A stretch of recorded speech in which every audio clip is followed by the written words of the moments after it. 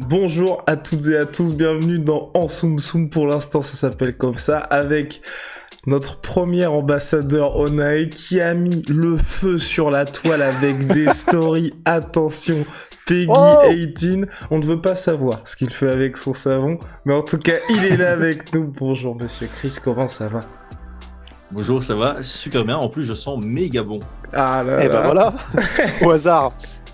Et donc Rust, comment va-t-il également Rust? Big Rusty? Ah bon, ça va super, ça va impeccable. Toujours au top, formidable. Alors là, on s'intéresse cette semaine à plusieurs chocs et plusieurs, on va dire, combattants aussi aux destins différents, bien évidemment. Il va y avoir en point d'orgue de ce podcast Islam Makhachev contre Bobby Green. Bobby Green a-t-il une chance? Spoiler alerte, non, vous allez le découvrir d'ici quelques minutes. Et puis, bien évidemment, il y a ce qui s'est passé lors de l'UFC Vegas 48. Et là, on va parler d'Alan Bodo, on va parler de Johnny Walker, qui a peut-être confirmé les craintes qu'avait Chris. Générique. Soit.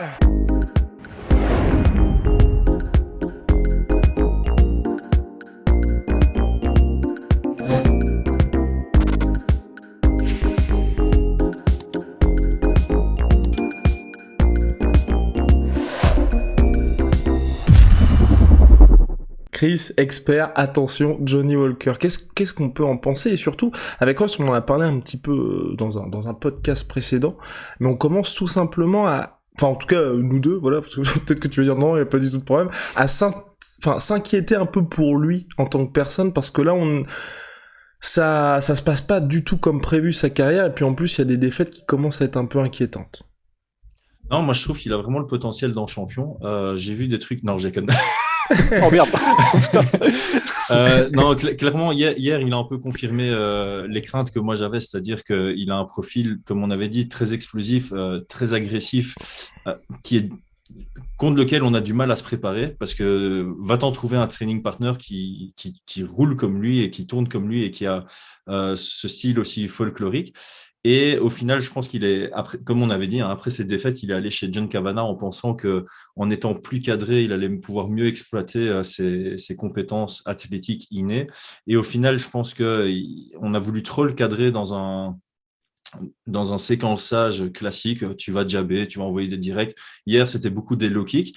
C'était pas mal parce qu'on voyait, comme Michel Pereira, j'avais fait la comparaison la dernière fois, son athlétisme lui permet d'exploiter des techniques simples, mais qui vont toucher sans problème. Quand on voit Michel Pereira, il va toucher des jabs, tu fais wow, c'est incroyable à quel point son adversaire est incapable de réagir par rapport à sa vitesse. Mais là, hier, encore une fois, voilà, Johnny Walker, j'ai l'impression que d'un côté, il craignait de rester trop longtemps debout contre Hill, puisque pour moi, il cherchait le clinch, il cherchait les takedowns, ce qui est pas naturel pour lui. Et il s'est fait surprendre debout. Après, on a failli avoir un double knockout. Je ne sais pas, quand on regarde au ralenti, il envoie son jab et son direct vient vraiment toucher la pointe de la mâchoire. Mais c'est lui qui a fait le ressort et qui est parti. Il était un petit peu trop près, j'ai l'impression. La distance que lui avait, il n'était pas au bout complètement de son coup, tandis que Hill, lui, il était vraiment à la distance idéale pour que l'impact soit maximum, j'ai l'impression. C'est ça. Il y a juste Shane Carwin qui sait mettre des KO en étant proche. Celui contre Gonzaga, c'est typiquement le type de KO qu'il a claqué. Mais là, voilà, on a de nouveau eu un Johnny Walker qui était encore une fois basé sur des trucs simples. On l'a pas vu faire de folie et chercher à surprendre Hill. Et du coup, Jamal était dans son style de combat à lui. Il a très bien combattu cependant. Jamal, il a mis la pression. C'est ce qu'il faut faire contre ce genre de combattant. Il a forcé un peu Walker à sortir de son jeu et il a trouvé son ouverture. Ça reste un combattant opportuniste. Donc, moi, je vois plus de potentiel évidemment dans Hill. Je n'irai pas jusqu'à dire qu'il a le niveau du top 3 actuellement, mais on voit une progression qui me fait dire, voilà, lui, on va quand même le tenir à l'œil. Par contre, Johnny Walker, soit il revient à son ancien style et high risk, high rewards, comme on dit, soit il va se perdre dans un style qui ne lui convient absolument pas. Donc Chris, les anglicismes, c'est terminé maintenant. Donc, oui, c'est vrai, il faut qu'on te prévienne. On se fait des chiens, Non, mais donc évidemment, mais d'un côté, ça vous permet de progresser tous les jours en anglais, donc beaucoup mais de oui, c'est mieux que du Malango. grosse prise de risque et donc potentiellement grande récompense, bien évidemment. Et puis les anglicismes, on l'explique à chaque fois qu'on en utilise, mais si vous suivez le MMA, si vous suivez les sports de combat, c'est indispensable, si vous voulez. Vous les entendez partout. Chaque fois que vous lisez, vous allez avoir des termes anglophones, donc forcément, enfin anglais tout simplement. Donc forcément, vous allez les utiliser ensuite. Chris, il y a aussi la défaite, malheureusement, d'Alan Bodo, qui là est à 0-3 à l'UFC. On en a parlé. On ne cache rien. On ne cache juste, rien. Guillaume, reste, oui. Vas-y. Ouais, simplement, en gros, pour être tout à fait exact, même si c'était une défaite contre le Brésilien, elle est notée comme un no contest puisqu'il il est tombé pour dopage. C'est vrai. Oui. Mhm. Ouais, donc ça fait 0-1-2. 0-2-1. 2-1. 0-2 entre parenthèses 1, je crois. Ouais, Je crois que les no contest, c'est ça. 1 NC. Ouais. Exactement, Ouais. voilà. NC qui veut dire no contest, donc sans décision en français. Alors, donc ouais. Donc Alan Bodo, donc, qui n'a malheureusement pas ouvert son compteur à l'UFC. On en a parlé avec Chris en off lors d'une conversation secrète, où en gros, on ne comprenait pas trop ce qui se passait au niveau on va dire, des fans français à l'encontre d'Alan Bodo, où on a l'impression qu'il y a un petit déferlement de haine autour de lui. Donc Chris, toi, qu'as-tu pensé du combat, et puis surtout de la situation aujourd'hui d'Alan Bodo? Est-ce que toi, tu te dis, bon bah, c'est vrai que peut-être, au niveau, il y avait peut-être plus à faire de son côté, et pour un combat où il peut y avoir cette pression-là, de se dire, il faut vraiment ouvrir les compteurs, parce qu'il y a peut-être ce côté maintenant ou jamais, parce qu'on sait que l'UFC, ils sont un peu intransigeants quand il y a quelqu'un qui démarre de manière un petit peu poussive. Toi, tu t'attendais à autre chose aussi? Ouais, alors, moi, j'ai plus commencé par la partie un Ouais. peu histoire autour de Bodo, de ce que moi je ressens en étant vraiment externe, et puis ce que j'ai pensé du combat d'hier. Donc, pour commencer, pour moi, il faut remettre l'église au milieu du village. Il a signé à l'UFC sur un short notice, et donc quand tu es combattant MMA et que tu as des objectifs, l'UFC t'appelle pour un short notice, a priori, tu dis oui. Bon, Et évidemment, face à quand on Thomas t'appelle pour Spinal. c'est ça que j'allais dire. Quand on t'appelle pour un short notice contre Thomas Spinal, normalement, tu hésites. Bodo, il y est allé. Donc déjà, pour moi, gros respect. Il faut avoir des couilles. Et je pense que quand tu signes pour ce genre de combat, tu sais qu'à moins d'une grosse surprise, tu arrives, tu vas connaître une défaite. Voilà, c'est la réalité. Mais de l'autre côté, d'un point de vue management et d'un point de vue gestion de carrière, je trouve ça intéressant parce que tu rentres à l'UFC, tu as une meilleure prime que d'habitude, ce qui fait que sur la suite de ta carrière, tu vas peut-être pouvoir investir plus de temps sur ton développement. Et dans ta tête, tu dis, OK, bon, j'arrive, j'ai rien à perdre au final. Bon, j'ai un point rouge à avoir sur mon palmarès, mais tout le monde s'attend à ce que je perde. Je vais essayer de montrer mon meilleur visage. Et puis, ça va me permettre de me développer parce que j'aurai plus d'argent, j'aurai plus de visibilité grâce à l'UFC. Je vais pouvoir progresser dans ma carrière et atteindre le niveau UFC que j'ai peut-être pas au moment où je signe. Il y a eu beaucoup de cas comme ça. Il y a eu des cas qui ont fonctionné et puis il y a eu des cas qui ont raté. Juste avant le podcast, on parlait de Rhys McKee qui avait signé contre Khamzat. Et après ça, il n'a pas su s'illustrer. Malheureusement, il est sorti de l'UFC. Mais on a aussi des exemples de personnes qui ont réussi en signant en last minute, on ne les connaissait pas, et puis maintenant, ils sont encore à l'UFC. Paul Carlos Demir, par exemple. Ozdemir, Tristan Connelly, qui est venu pour combattre contre Michel Pereira, et il a gagné. Lando Vannata, qui signe contre Tony Ferguson, il perd, mais il fait un Fight of the Night, et il est encore aujourd'hui à l'UFC. Donc, on a quand même des exemples où peut-être que le gars, voilà, dans sa carrière, il galère, il ne gagne pas beaucoup d'argent sur le circuit régional, du coup, il ne progresse pas autant qu'il veut. Il a l'opportunité d'aller à l'UFC, gagner $10 000 sur son premier combat, et potentiellement évoluer. Donc forcément, contre Thomas Spinal, il ne montre pas grand-chose. C'est un short notice contre potentiel futur champion de la division. Deuxième combat, contre Nascimento, pour moi, il montre de très très belles choses au premier round. Et au deuxième round, son cardio lâche. Et voilà, il se fait finaliser. On voit une progression, mais on a toujours encore cette question de est-ce qu'il a le niveau UFC? Mais voilà, encore une fois, quand on considère la situation, pour moi, on doit se dire, il est en bonne voie. Et donc, ce troisième combat était évidemment fort attendu parce qu'on s'attendait quand même à ce qu'il ait ses chances, même si quand on regarde les codes, moi je m'intéresse beaucoup aux codes de Paris puisque c'est voilà ceux qui s'occupent de ça, ils s'y connaissent à mort, ils regardent à fond. Et s'ils avaient mis Alan Bodo aussi underdog, c'est pour une raison, c'est parce que Porter en face de lui, c'est pas n'importe qui, c'est aussi un gros client. Alan Bodo rentre dans ce combat, il montre de très très belles choses. Honnêtement, d'un point de vue stratégique, je pense qu'il est venu avec la bonne approche. Il gagne ce premier round malgré un porteur qui n'arrête pas de lui rentrer dedans, qui n'arrête pas d'avancer. Ce qui est difficile, c'est étouffant pour un striker d'avoir quelqu'un qui avance et qui ne tombe pas, parce qu'il y a eu quelques uppercuts au clinch et le back elbow là, dans le premier round qui sont... il y en a plusieurs qui seraient tombés là-dessus. Finalement, il prend le premier round et dans le deuxième round, malheureusement, on commence à voir des signes de fatigue, mais il reste quand même dans le coup jusqu'à la fin du combat. Aussi, dans le troisième round, on commence à voir des signes de fatigue, mais il est encore dans son élément jusqu'à 1 minute 30 où on voit au sol, il fatigue beaucoup, mais je trouvais qu'il était encore actif dans du side control. Une fois qu'il y a eu la monte, bon, il était juste en mode défensif parce que je pense que mentalement, tu te dis, voilà, il reste 1 minute, j'ai plus d'énergie, je vais survivre parce que tu as un gars de 120 kilos sur toi, tu n'as pas envie de commencer à faire le fou et te faire mettre KO. Donc moi, après cette performance, honnêtement, je me suis dit, c'est un beau combat, mais voilà, si je dois être super neutre et on va dire critique, j'aime bien toujours construire mes critiques. Effectivement, là où on pourrait le critiquer, c'est de se dire, contre Nascimento, on a vu qu'un de ses gros défauts, c'est sa capacité à gérer son énergie et le fait qu'il fatigue rapidement. On a vu une légère amélioration, mais pas l'amélioration qu'on aurait pu espérer voir à ce niveau-là. Et donc là-dessus, il peut y avoir une déception. Par contre, sur l'ensemble du combat, je trouve qu'il ne devait pas y avoir de grosses déceptions des fans. Et j'ai été extrêmement surpris quand j'ai vu les réactions de la plupart des fans français qui se permettait en fait d'insulter quelqu'un contre qui il ne tiendrait pas 1 minute dans la cage. Alors, je sais que c'est ultra bateau de dire ça, mais au final, voilà, quand on ne combat pas ou quand on ne pratique pas le MMA, si on veut critiquer ou insulter, il faut que ce soit un minimum constructif, quoi. Et là, je trouve ça triste pour quelqu'un qui se donne à fond. Et clairement, Alan Baudot, je pense qu'il se donne à fond. Moi, je ne le connais pas personnellement, mais je pense que c'est quelqu'un qui a voulu mettre toutes les chances de son côté. Il n'a pas obtenu la victoire. Il est déjà déçu lui-même de sa défaite. Si en plus de ça, il doit commencer à aller sur Internet et voir qu'il se fait insulter par sa propre nation, c'est triste. C'est dur, c'est dur. Non, extrêmement, extrêmement bizarre, on en parlait avec Ross. Nous n'avons pas toutes les réponses pour l'instant.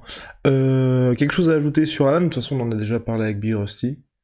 Moi, j'ai une petite chose à ajouter, c'est peut-être voilà, dans cette optique de dire, OK, je rentre à l'UFC, mais je n'ai pas encore le niveau. Voilà, si peut-être qu'en étant honnête avec lui-même, il dit, OK, je rentre à l'UFC, je n'ai pas encore le niveau.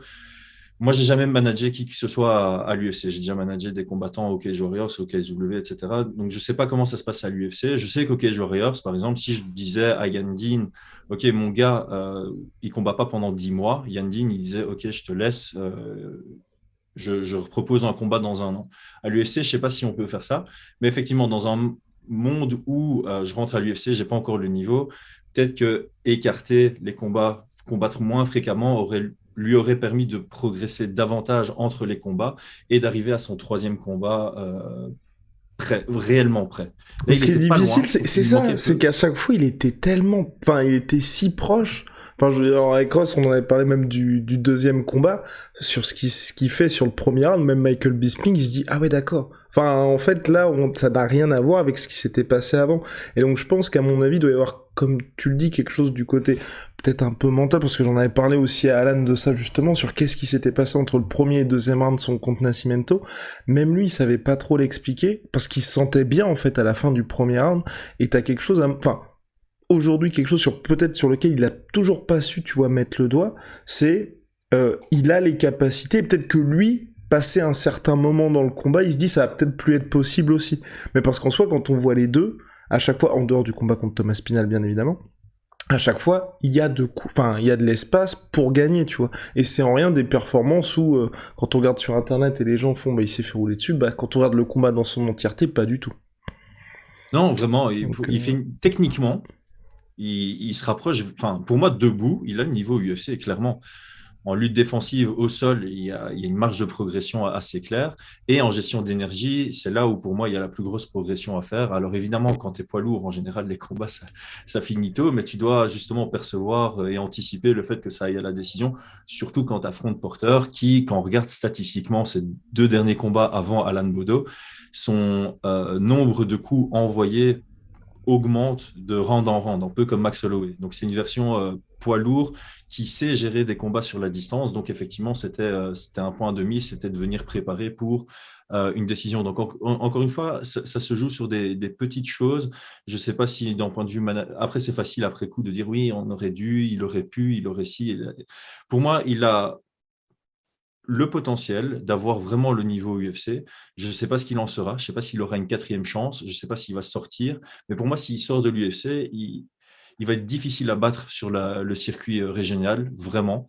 Et ça va lui permettre de revenir potentiellement à l'UFC. Si l'UFC va continuer à le suivre. S'ils décident de le lâcher, ils vont continuer à le suivre. 2-3 victoires, ça reste un poids lourd. 2-3 victoires en dehors de Tai l'UFC. Tuivasa, les gars, Tai Tuivasa. Brandon Moreno. Mais oui. Ouais, il y en a plein. Il y en a tout plein. Non, mais moi, personnellement, après, vas-y, Host. Non, c'est simplement juste du coup, Chris, pour la raison pour laquelle il y a eu le déferlement de haine et les insultes. Et je pense que c'est pour ça majoritairement, c'était aussi pour les moments où Alan a chambré un petit peu et a fait des gestes un petit peu victorieux alors que le match n'était pas encore terminé et que c'était très serré au niveau de la manière dont le combat était scoré. Et en fait, c'est ça ce que j'ai vu majoritairement dans les commentaires, ce sur quoi les gens ont appuyé et ce sur quoi ils ont insulté majoritairement. Donc, et en fait, tu vois, pour faire une synthèse parce qu'on a fait un podcast dessus ce matin, en fait, pour moi, c'était vraiment de dire, critiquer, oui, de la manière dont tu viens de le faire, mais tant que c'est constructif, tant que c'est objectif. Mais c'est simplement les insultes qu'on n'avait pas compris. Mais il y avait aussi ce côté-là qui était très chambreur, très machin, alors que le combat n'est pas fait, tout simplement, que les gens n'ont pas apprécié. Alors là, c'est une question d'interprétation. Parce que moi, quand j'ai vu ça, j'avais l'impression qu'il y avait du public qui... Après, je regarde tous les combats sans le son pour pas être influencé par les commentateurs. Donc là, j'avais pas le son, mais quand je regardais sans son, j'avais l'impression que genre du public criait ou quoi et qui voulait un peu, chauffer le public parce que c'est un combat agréable à regarder. Donc voilà. Après, s'il a chambré, ouais, c'était peut-être malvenu évidemment à ce moment-là du combat. Moi, j'ai vraiment perçu ça comme il y avait de l'ambiance dans la salle et il a voulu faire un peu le show. Ça reste un sport de divertissement au final. Donc pour moi, il n'y avait pas de mal à cette attitude. Mais encore une fois, libre à l'interprétation, je peux concevoir que si on voyait ça comme il est en train de chambrer Porter, alors oui, c'était malvenu de le faire, ça clairement. Ouais, voilà. Mais encore une fois, même si ça c'est peut-être critiquable, ça valait pas les centaines d'insultes de ouf qu'il a pris. C'est juste ça, c'est pas juste. Mais non, c'est pas mais cool, c'est clair, mais oui. Mais non, en tout cas, pour Alan Bodo, soit un prochain combat à l'UFC, ou c'est vrai que ça pourrait être intéressant. Moi, j'aimerais bien voir ça aussi, tu vois, une série de victoires que peut-être le public français le découvre aussi, parce que, à mon avis, il y a pas mal de gens qui l'ont découvert lors de son premier combat contre Thomas Spinal. Donc, entre le public français qui ne connaissait pas Thomas Spinal, ceux qui ne connaissaient pas Alan Bodo et qui se sont peut-être dit, bon bah ok, il arrive comme ça dans ces conditions-là, sans avoir non plus le contexte du short notice, qui reviennent en France ou dans un autre pays, qu'il enchaîne, je sais pas, 4-5 victoires, qu'il y ait une hype Alan Bodo et qu'il revienne à l'UFC, et que là, tu vois, peut-être que les gens, ils seront beaucoup plus derrière lui aussi. Bien, messieurs. Et juste tout dernier truc aussi, mais tout dernier promis après j'arrête, mais c'est en gros, il y a un truc aussi que j'ai vu, une critique qui m'a fait mal, c'était, il y avait plusieurs personnes qui disaient, en plus, il s'est fait défoncer par un obèse, qu'est-ce que c'est que cette histoire, le mec ne vaut rien. Alors, les gars, si jamais il y en a qui écoutent et qui tombent sur ce podcast et qui pensent ça, je vous encourage à voir des gars comme Sergei Kharitonov, Roy Nelson, Fedor Emelianenko, Ben Roswell. Vous allez voir que c'est Cain Velasquez, c'est pas parce qu'il n'y a pas le six-pack que t'as pas des assassins légendaires. Donc ça c'est pas juste. Ça c'est pas juste de dire ça. Chris Gunacht. Naturellement. Bien, mais en plus, oui, et puis vous avez pu voir son six-pack sur ses stories. Bien, messieurs, avançons. Donc, Islam Makhachev contre Bobby Green. Bref, rappel historique. Islam Makhachev devait avoir ce fameux test qu'on attendait tous face au numéro 3 de la catégorie lightweight Beneil Dariush, quelqu'un qui allait pouvoir le regarder, on l'espérait en tout cas droit dans les yeux. Là, enfin, on peut aussi dire que Islam Makhachev avait été un petit peu propulsé en 5e parce qu'il y a toute cette hype autour de lui. On rappelle qu'il avait battu le 14e mondial et en s'imposant face à lui, il a fait un bond à la 5e place. Donc là, on était, ça y est, enfin ce vrai test pour savoir clairement où il en est et s'il appartient à cette catégorie de futurs finalement les contenders ou en tout cas champions potentiels, parce que c'est pas avec une victoire contre Thiago Moïse qu'on peut vraiment se prononcer. Malheureusement, Beneil Dariush s'est blessé à la cheville, donc c'est Bobby Green dont on parlait la semaine dernière, grand acteur de l'UFC 271 qui a dit bah je suis chaud, et donc 2 semaines après ce combat, il affronte Islam Makhachev en main event. Ça, on va avoir une véritable opposition de style, mais ça paraît très léger du côté de l'américain, malheureusement, Chris. Oui, effectivement, j'ai du mal à voir un chemin vers la victoire pour Bobby Green. Je suis assez d'accord avec les cotes de Paris. Je pense que c'était moins 1000 et plus 600. Donc, on est vraiment on est sur des cotes de Paris comme Valentina Shevchenko contre Jessica Eye. C'est Hmm. disparate comme on n'a jamais vu. Mais c'est aussi à peu près la même cote de Paris que Juliana Pena contre Amanda Nunes. Ce qu'il ne faut pas oublier, c'est que ça reste du Ouais. MMA et qu'en MMA, tout est possible. Alors moi, sur ce genre de combat, ce que j'aime beaucoup, entre guillemets, c'est qu'il y en a un qui a littéralement rien à perdre. Bobby Green, il prend le combat en dernière minute. Personne ne s'attend à ce qu'il gagne. Et donc, il Dan devrait Hooker prendre des risques. n'avait pas non plus beaucoup de choses à gagner. Pardon? Dan Hooker n'avait pas non plus grand-chose à gagner. Effectivement, effectivement. Mais Dan Hooker, il est venu avec une stratégie un peu prudente. Et c'est exactement ce qu'il ne faut pas faire. Alors, je vais essayer de vulgariser ça. Si Islam Makhachev vient dans le combat et qu'il boxe Bobby Green, qu'il reste au boxing range et qu'il essaie de boxer Bobby Green, qu'est-ce qu'on va dire? C'est stupide. Donc, on va faire la marche arrière. Si tu rentres dans un combat contre Makhachev et que tu restes au kicking range, que tu acceptes un combat à volume de jeu très très faible, que tu restes dos à la cage et que tu désengages pas en lutte, c'est stupide. Donc, Bobby Green, il doit absolument venir avec une stratégie complètement différente pour Makhachev. Et étant donné il part ultra underdog, pour moi, il doit prendre des risques. Il vaut mieux perdre en cherchant une victoire que perdre en cherchant à ne pas perdre de manière trop significative, on va dire. Ouais. Donc, il y a plusieurs choses que pour moi, il doit chercher à faire. De un, c'est chercher à mettre la pression. Je sais que c'est pas facile, mais Makhachev, il est beaucoup plus à l'aise quand il est au centre de la cage que quand il est lui-même dos à la cage. Donc pour moi, ça c'est le premier point. Le deuxième point, c'est évidemment éviter de se faire lutter. Alors c'est facile à dire, mais pour moi, la logique Masvidal, elle est très bonne pour ça. Qu'est-ce que Masvidal a fait quand il a affronté Ben Askren? Il est parti sur un genou sauté. Alors, il l'avait dit après le combat, je ne m'attendais pas à ce que le genou sauté fonctionne. Mais même s'il ne fonctionne pas, ça montre qu'il y a cet axe qui vient d'en bas vers le haut qui est dangereux. Et quand tu es face à un lutteur, lui, qu'est-ce qu'il regarde le lutteur? Il regarde cet axe, je veux plonger dans les jambes. Donc, si tu arrives dans un combat, que tu envoies beaucoup de front kick, que tu feintes beaucoup de genoux, que tu feintes ou que tu envoies beaucoup d'uppercut ou que tu attaques beaucoup de body shot, il y a vraiment cet axe vers tes jambes qui est une zone de danger. Et donc, ça met ton adversaire un peu en mode OK, il faut vraiment que j'ai le bon timing pour shooter. Donc, pour moi, il y a plusieurs petits points que Bobby Green peut faire pour maximiser ses chances de gagner, mais ça représente chaque fois un risque, évidemment, parce qu'il doit envoyer du volume. Mettre la pression face à quelqu'un qui met la pression, c'est compliqué. Envoyer du volume, c'est exposer ses hanches. Donc voilà, c'est toujours compliqué. Moi, il y a un dernier petit point aussi, c'est se mettre en gaucher. Les deux combats les plus compliqués pour moi de Makhachev à l'UFC, c'est contre Martins, parce qu'il perd, Martins gaucher, et contre Drew Dober. Je ne vais pas dire que c'est un combat compliqué, mais les deux amenés au sol dans le premier et dans le deuxième round, elles sont, désolé d'utiliser ce terme, mais elles sont télégraphées. Dober n'a pas su les défendre, mais on les voit venir de loin et Green a quand même une meilleure défense en lutte que Drew Dober. Donc Green, on l'avait dit la semaine passée, il est aussi à l'aise en southpaw qu'en orthodoxe et donc pour moi, il devrait aborder ce combat en southpaw. Ça lui permettrait peut-être d'avoir un Makhachev un peu moins à l'aise, encore une fois. Makhachev, excellent niveau, mais si tu le rends un peu moins excellent, ben, toi-même, tu seras plus à l'aise dans le combat. Donc ça, c'est un peu les 4-5 points que j'ai relevés pour voilà, les grands fans de Bobby Green pour avoir un mini espoir et pour les fans de MMA de regarder le combat en se disant OK, tout n'est pas joué non plus.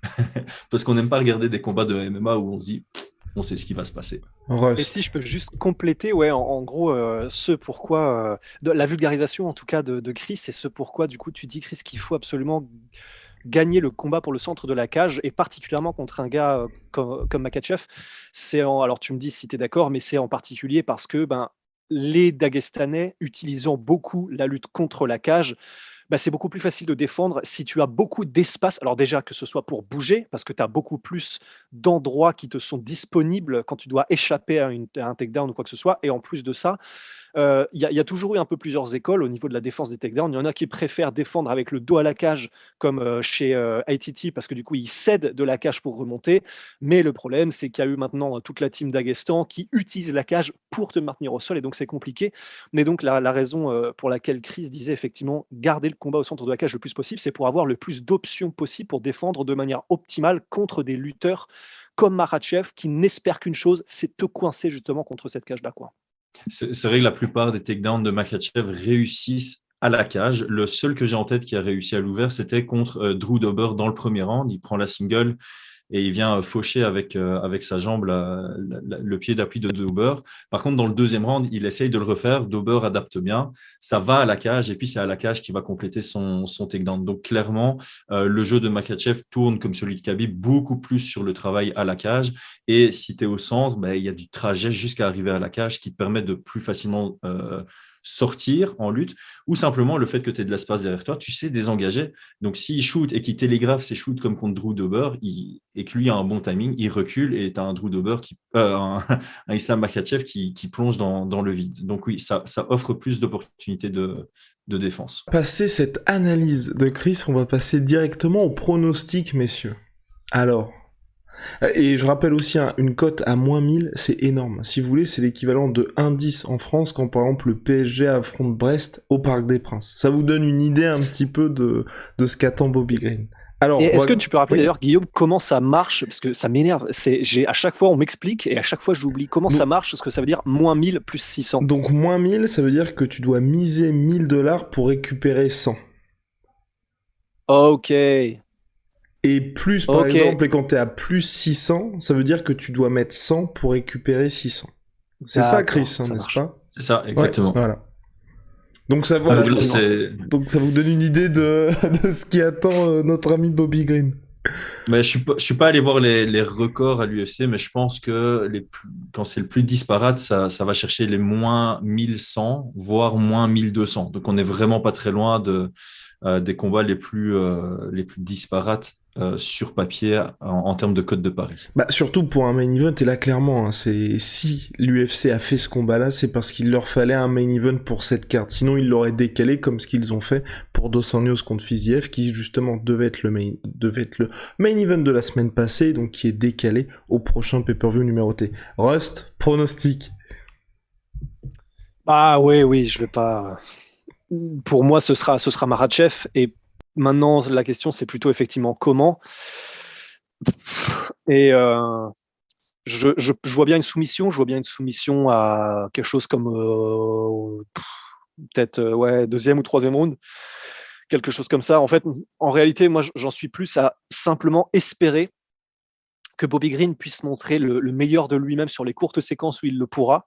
J'espère vraiment juste qu'il pourra défendre quelques takedowns et montrer un petit peu ce qu'il peut faire quand il brille comme il sait aussi bien le faire, particulièrement depuis les derniers combats, debout et avec son anglaise et ses déplacements. Et c'est vraiment ce qui fait tellement beau que j'ai envie que ce soit montré au monde maintenant qu'il a enfin cette place dans un main event. Mais oui, je le vois pas tenir indéfiniment. J'espère que ce sera un peu plus disputé qu'on ne le prédit. Mais comme je ne le vois pas mettre KO Makhachev, parce que c'est pas quelque chose qu'il démontre de manière régulière, genre avoir vraiment des mains extrêmement lourdes, et c'est quelqu'un qui pique beaucoup, mais voilà, c'est pas, il a pas la lourdeur des poings d'un je sais pas, de n'importe quel, d'un Junior Dos Santos ou n'importe quoi. Donc voilà, je vais mettre Makhachev par soumission au troisième round. Chris, parole à la défense. Moi, j'avais prévu au quatrième, la soumission au quatrième. Comme dit Rust, voilà, Bobby Green, c'est pas quelqu'un qui va nous surprendre comme Lewis l'avait fait contre Blades ou comme Cannonier l'avait fait contre Jack Hermanson, parce que c'est un peu ça qu'on s'attend dans une opposition de style, striker contre grappler, où il y a une vraie différence de niveau. Je vois pas ce timing et cette puissance chez Bobby Green. Et par contre, Makhachev, à part contre Hooker, il a besoin de temps pour s'imposer dans sa lutte et dans son grappling. voilà, il a eu besoin de 3 rounds contre Dober, il a eu besoin de 4 rounds contre Moises. Et donc, je pense aussi que contre Bobby Green, il aurait aussi besoin de temps pour comprendre ce qui va se passer parce que quand tu es au sol contre Makhachev, tu as un réflexe, c'est défendre. Ce qui laisse peu d'ouverture. Tu n'es pas en mode je veux améliorer ma position, je veux suivre, je veux chercher le dos, je veux me relever. C'est juste je veux pas que lui améliore sa position. Et donc, il a du temps à arriver vers une position où il peut soumettre. Contre Hooker, c'est un peu différent parce qu'il est directement arrivé dans une demi. Il a cherché ce que j'appelle la Daniel Cormier, c'est-à-dire menacer la Kimura pour passer en side control. Et au final, il a menacé la Kimura, il l'a gardé et il a finalisé comme ça. Donc, je pense que ça va mettre du temps pour arriver à cette soumission. Le seul truc qui me fait peur chez Bobby Green, c'est que sa défense de lutte, c'est l'offensif. Et face à Makhachev, ça va laisser des ouvertures, justement. On a vu Bobby Green défendre contre Moises et contre Guida avec des Kimura, avec une guillotine contre Guida aussi. Et c'est le genre de choses, si tu fais, Makhachev l'avait montré contre Tsarukyan. Tsarukyan avait menacé une Kimura. Ça lui a offert un takedown et en plus de ça, ça lui a offert une bonne défense qui l'a amené vers une position intéressante. Donc, si Green commence à jouer trop de risques à ce niveau-là, genre, je vais soumettre Makhachev, il peut se faire finaliser dans le premier ou dans le deuxième, mais je crois qu'il va se la jouer un peu comme tout le monde. Ouah, si ça va au sol, moi, je compose le jeu, je reste le plus défensif possible, j'empêche tout, et ça lui permettrait de survivre jusqu'à un état de fatigue avancé qui permettra à Makhachev de trouver son ouverture. Bien, messieurs, moi je vois une victoire par KO de monsieur Bobby Green. Nice. Oui, je pense. Je pense que Bobby Green va s'imposer. Non, bah non. Non. Revenons à nos moutons. Non, mais non, quoi. Allez, Bobby Green par KO, premier round sur un uppercut. Bingo, les gars, parce que en début de round. Ouais, non, ça peut mine de rien, comme l'avait dit Ross dans le podcast qu'on avait fait un petit peu news, il y a eu quelques alertes mine de rien debout pour Islam Makhachev. Bobby Green, c'est quelqu'un, je pense qu'il n'aura pas, et c'est là où j'ai envie de mettre une petite pièce sur lui. Donc bien évidemment, là, je suis pas entièrement convaincu, mais il prend le combat et il a vraiment, et comme l'a dit Chris aussi, il a vraiment rien à perdre, dans le sens, c'est pas un nom comme Dan Hooker, c'est pas quelqu'un qui va jouer une position au classement. Là, pour lui, le fait d'avoir ce main event, c'est déjà en soi quelque chose auquel, il aurait jamais pu prétendre à ça il y a même 3 semaines, tu vois. Et donc, je pense qu'il va arriver avec une stratégie que personne n'a eu contre Islam Makhachev. Je pense qu'il va proposer des choses qu'Islam Makhachev n'a jamais vues, et je pense qu'il n'y aura pas non plus cette appréhension de sa part face à Islam Makhachev. Et donc, je pense qu'il peut pourquoi pas le mettre KO. Ça va être compliqué, mais en tout cas, moi, je suis à fond derrière Bobby Green. C'est lui, en plus, qui a voulu ce combat-là. Donc, allez, all-in sur Bobby Green, futur numéro 5 de la catégorie lightweight, messieurs. Voilà. Bon, après, ça reste un petit peu difficile, mais on sait pas, mine de rien, Bobby Green, sur ses derniers combats, il impressionne énormément. Et, personnellement, moi, je pensais pas qu'il allait mettre KO Alia Quinta. Ouais, le chaos, je pense qu'on n'était pas beaucoup effectivement à le voir venir. Non, c'est sûr. Non, puis, c'est-à-dire que c'est un peu l'éternel adage, mais c'est pas fort. Bon, ça aide, c'est clair, d'avoir des mains de Francis Ngannou, des mains de Hulk pour mettre KO les adversaires, c'est clair, c'est une évidence. Mais voilà, en striking, l'adage, c'est ce qui met KO, c'est le coup que tu ne vois pas venir.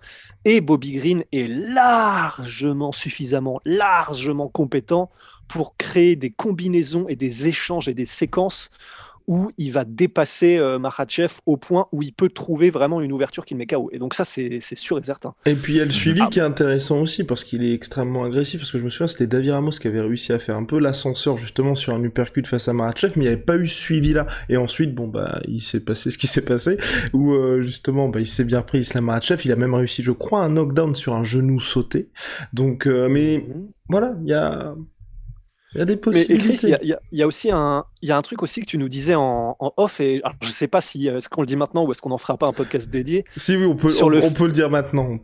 Ouais, mais parce que du coup, tu voulais vraiment faire une distinction et une différence entre la maîtrise de Khabib et la maîtrise de Islam Makhachev, qui en fait ne sont pas exactement les mêmes, même si on a tendance à tout mixer parce qu'on se dit c'est Khabib style.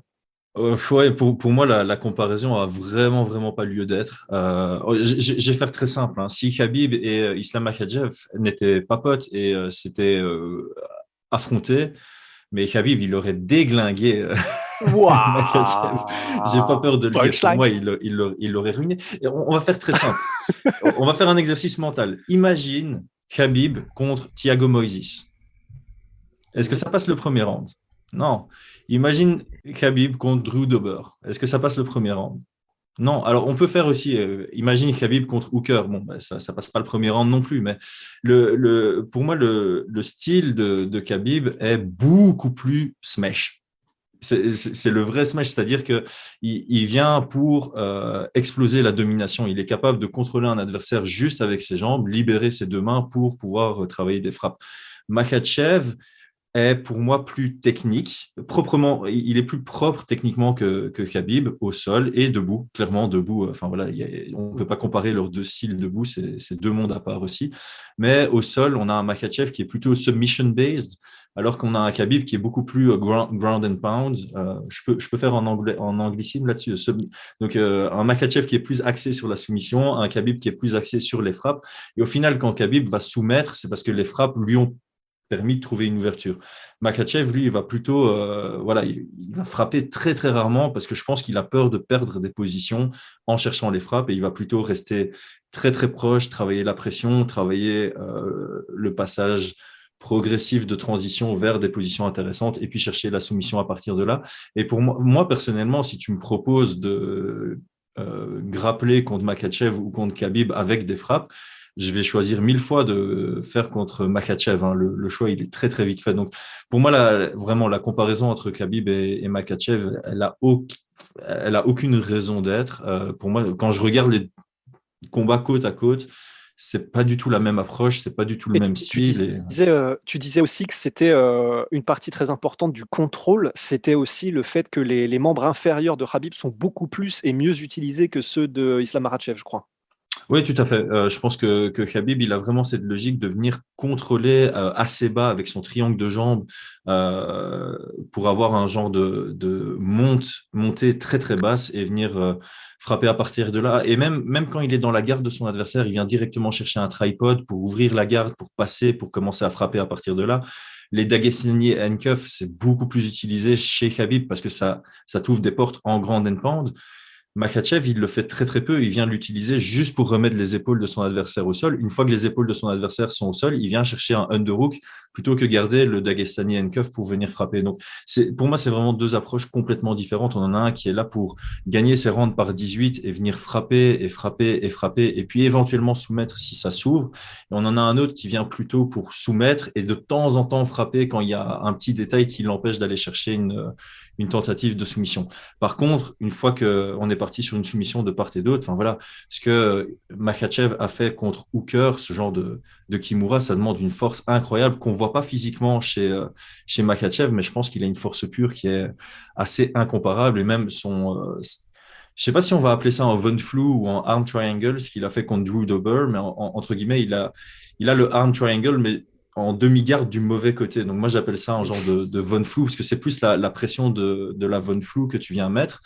Mais je pense qu'officiellement, ce sera annoncé comme arm triangle. Mais peu importe, c'est très rare de voir ça à l'UFC. La seule fois où j'ai vu ça, c'est Barbarena contre Sage Northcutt. C'est la seule fois où j'avais vu cette soumission. Quand j'avais vu ça, d'ailleurs, j'étais sur place, c'était à New York, et j'avais vu ça. Je me dis, mais c'est pas possible de taper là-dessus. Il est du mauvais côté pour le arm triangle. Et puis je suis rentré en Belgique et j'ai tourné avec une Violette qui m'a fait le même coup et j'étais là, je fais ok, on peut taper là-dessus. Ça a remis mon ego à ma place. Moralité.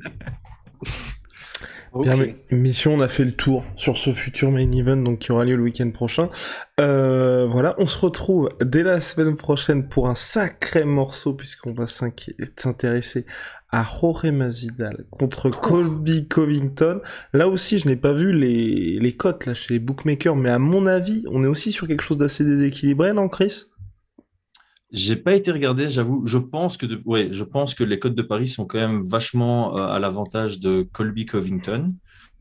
Mais c'est jamais moins 1000. Par contre, ce sera plutôt une histoire de moins 250.